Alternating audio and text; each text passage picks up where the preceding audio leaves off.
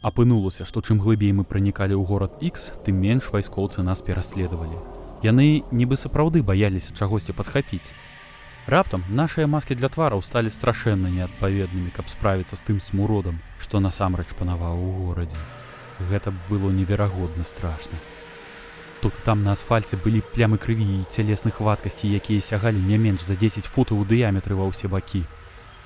Напэўна, гэтых плям было сотні. Неўзабаве мы зразумелі, што яны азначаюць месцы, дзе людзі паваліліся і былі потым разарваныя. Мы даволі хутка выявілі вінаватых. Мужчыны, жанчыны, нават дзеці літаральна вырываліся з вопраткі.